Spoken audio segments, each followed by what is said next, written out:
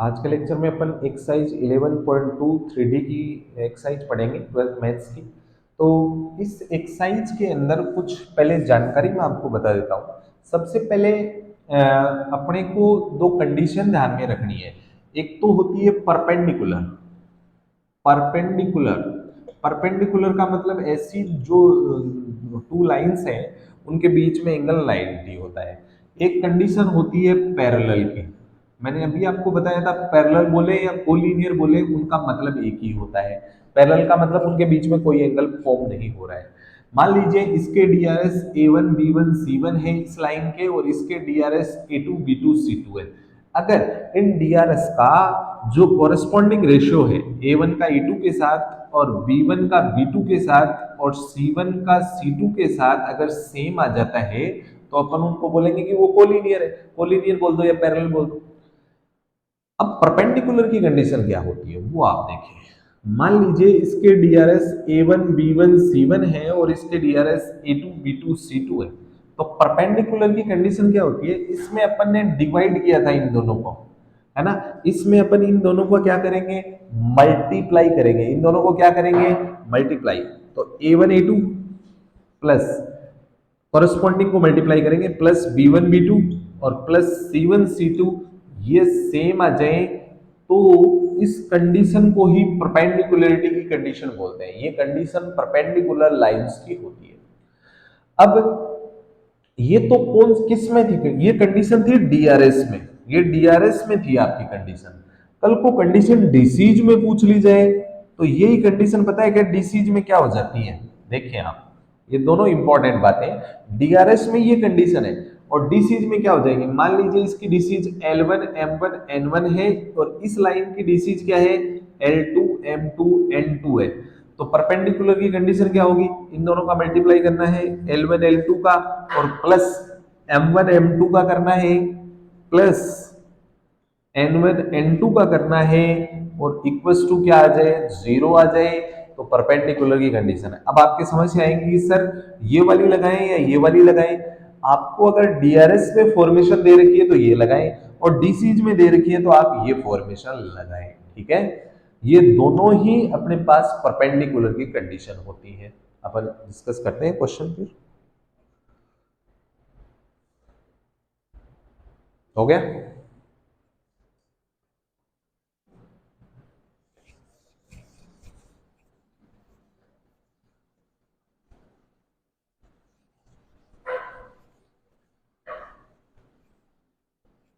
अपने पास फर्स्ट जो क्वेश्चन है उसके अंदर अपने को कुछ डीसीज दे रखी हैं अपने को। क्वेश्चन नंबर फर्स्ट में एक्सरसाइज 11.2 में अपने को डायरेक्शन कोसाइंस दे रखी है। डायरेक्शन कोसाइंस मतलब डीसीज दे रखी है। आपको क्या क्या दे रखी है, 12/13 -3/13 -4/13। फिर अपने को दे रखा है अगले फॉर्मेट में अगली लाइन की डीसीज -4/13 कॉमा 4/13 12/13। फिर अपने को अगले फॉर्मेट में दे रखा है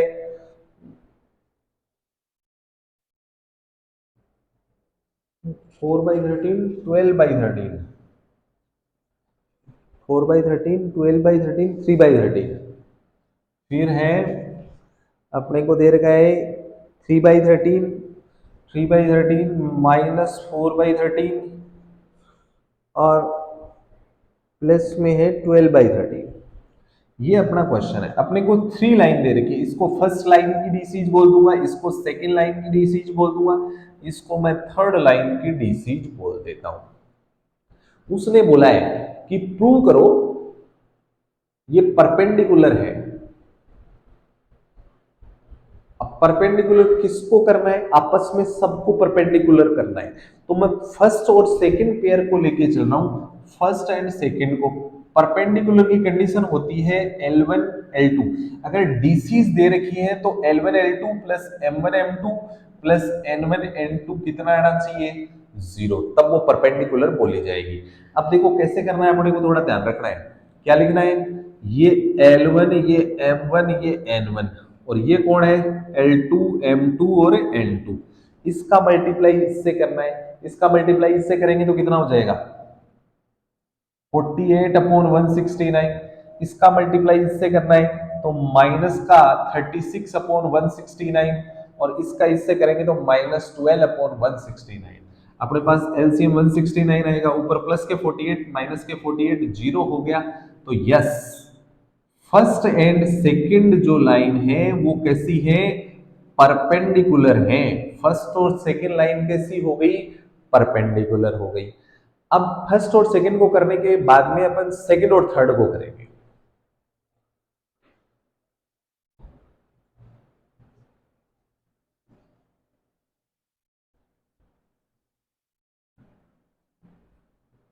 अब अपन सेकंड और थर्ड को ले लेते हैं, इनको भी परपेंडिकुलर करके दिखाते हैं। उसने बोला है म्यूचुअली परपेंडिकुलर, और म्यूचुअली परपेंडिकुलर का मीनिंग ही होता है सब आपस में परपेंडिकुलर है या नहीं है।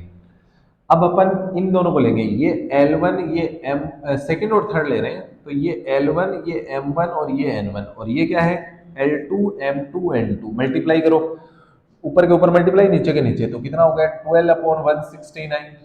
इसको करेंगे तो ये माइनस के 48 अपॉन 169, इसको किया तो प्लस का 36 अपॉन 169, एलसीएम आ गया 169, तो ये प्लस के 48 माइनस 48 जीरो जीरो। इसका मतलब सेकंड और थर्ड भी कैसी है, परपेंडिकुलर है, ये भी वेरीफाई हो गया है। अब अपन लास्ट फर्स्ट और थर्ड को और कर देंगे तो तीनों लाइनें आपस में परपेंडिकुलर हो जाएंगी।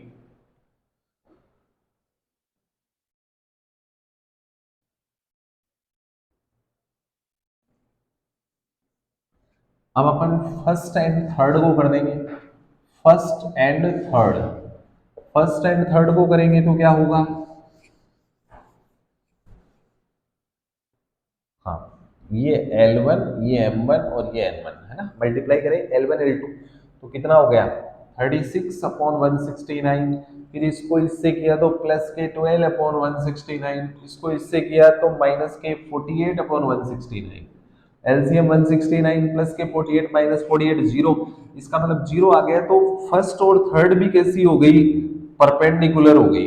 अब फाइनली क्या हुआ, सब आपस में परपेंडिकुलर हो गई, इसका मतलब फर्स्ट किसके परपेंडिकुलर है, सेकंड के, और सेकंड किसके परपेंडिकुलर है, थर्ड के, और थर्ड किसके परपेंडिकुलर है, फर्स्ट के। तो सब आपस में परपेंडिकुलर हो गई, तो इसको बोलेंगे first second third are mutually perpendicular.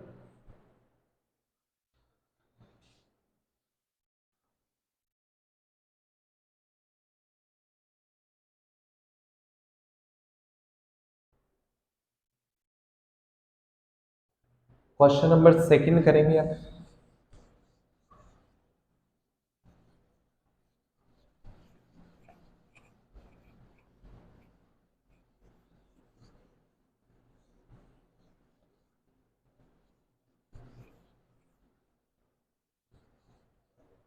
Question number second जो है उसमें आपको दो लाइनें दे रखी है, एक लाइन ये है और एक लाइन ये है।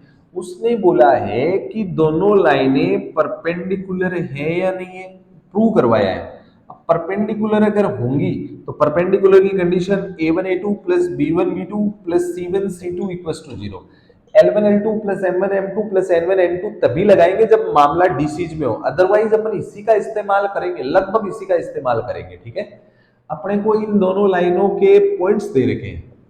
पॉइंट्स अपने पास क्या क्या है, पॉइंट्स मैं लिख देता हूं, 1 माइनस 1 2, 1 माइनस 1 2, फिर अपने पास है 3 4 - 2, 3 4 - 2, और इस सेकेंड लाइन के पॉइंट्स भी अपने को दे रखे हैं। सेकेंड के पॉइंट दे रखे हैं 0 3 2 और 3 5 6, ये अपने को पॉइंट्स दे रखे हैं।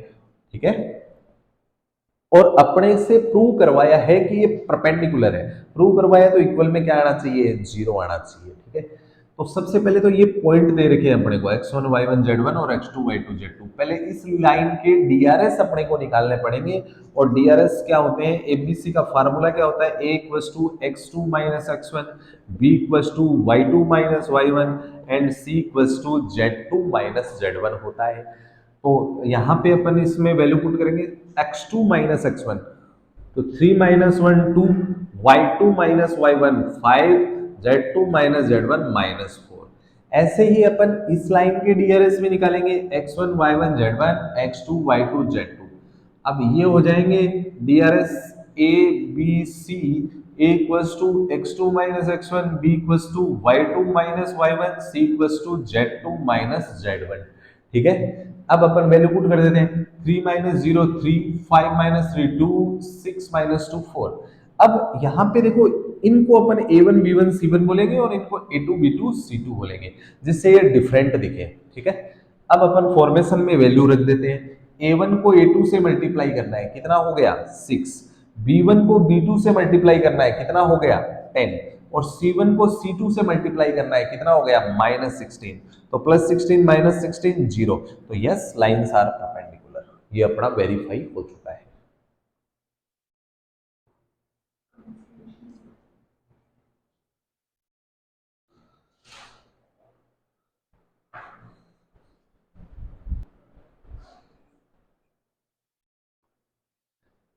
नेक्स्ट अपन थर्ड क्वेश्चन करते हैं। थर्ड में ये पॉइंट दे रखे हैं x1 y1 z1 और ये दे रखे हैं x2 y2 z2। तो सबसे पहले मैं डीआरएस निकाल रहा हूँ और अपने को कंडीशन किसकी दे रखी है, उसने बोला है पैरेलल है या नहीं है, इस बात के ऊपर चर्चा है। पैरेलल समांतर a1 upon a2, b1 upon b2 और c1 अपॉन c2 सेम आता है, तो अपन बोलेंगे कि लाइंस पैरेलल है।